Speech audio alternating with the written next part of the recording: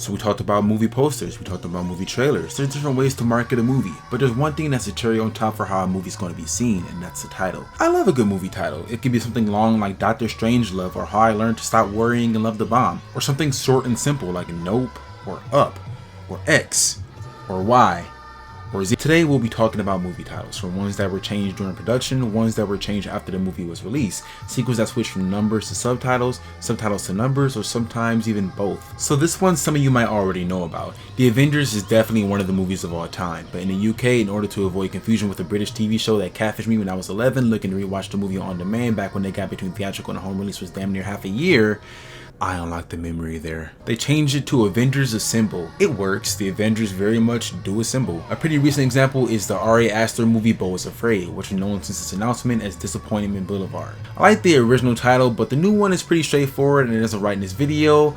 I haven't seen it, so who knows how accurate the title is. Although he does look pretty afraid. The Will Smith movie Hancock was originally titled Tonight He Comes. Tonight He Comes was darker than the final film turned out to be. Tonight He Comes was then retitled to John Hancock, which was then retitled to just Hancock. Holy shit.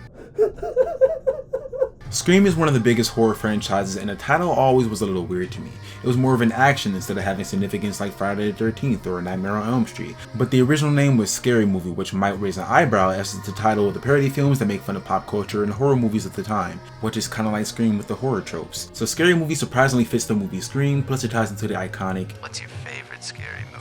Goodfellas was originally called Wise Guy based on the book of the same name, but changed because of projects with the same title, so hey. Ghostbusters in 2016 was marketed for home release as Ghostbusters Answered the Call, which is a pretty cool title and avoids confusion.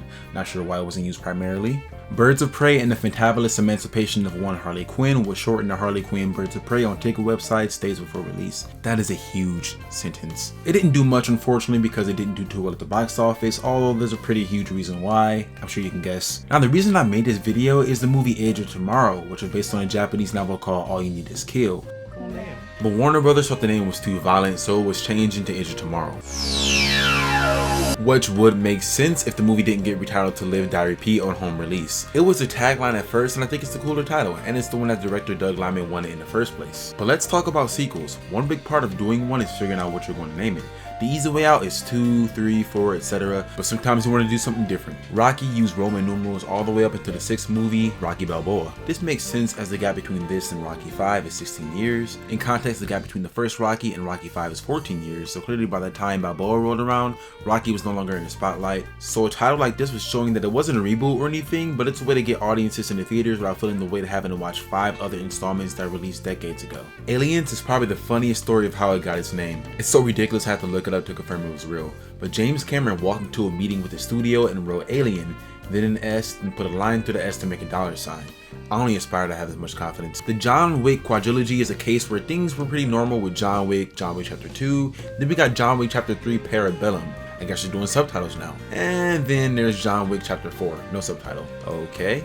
Apparently on set the subtitle was supposed to be Hakakure, but that's no longer the case, I guess. No other franchise is more notorious at weird naming conventions than the Fast and Furious franchise. Movie 1, The Fast and the Furious, okay.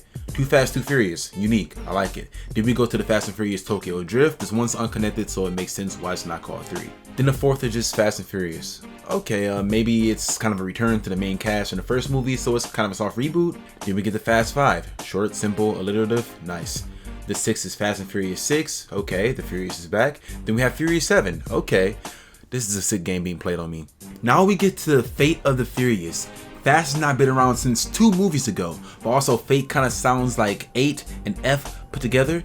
Maybe that was done on purpose. I made my peace with this franchise's weird names until we got to F9. But not just F9, it's F9 The Fast Saga. Why is it called that? That's just the name of the franchise. Is the entire movie supposed to be a saga? That's not what that means. If it was called The Fast Saga, F9, that would make more sense. But why wait until the 9th and 3rd to last entry to label that and not introduce that on like the box set of the entire series? Okay, the 10th movie is called Fast X. I guess we're doing Roman numerals now. You know what? Okay. This is apparently the second to last movie. This isn't a horrible title. I wonder what the 11th movie is going to be called. Let's discuss some more movie titles that don't drive me insane. 7, David Fincher's Thriller. I mean, from an angle, the 7 kind of looks like a V. I never really got this one. Die Hard 2, Die Harder. A little redundant. I'm sure the box office would be the same if it was just called Die Harder. 13 Ghosts. What? Halloween H2O 20 years later. This title sucks. I know it's technically H20, but no one's gonna read it as that. It's already complicated enough with 3 movies in this franchise being called Halloween. One being a reboot makes sense, and one being a sequel. So if someone asks for a canon and watching order, you have to tell them Halloween, Halloween, Halloween Kills, Halloween Ends. Oh yeah, the second movie is Halloween from 2018, not the one from 2007. That's a reboot. Yeah, I know it's the second movie, but it's also called Halloween, okay? Let's talk about just general naming conventions and sequels. Stop me if you heard these ones before.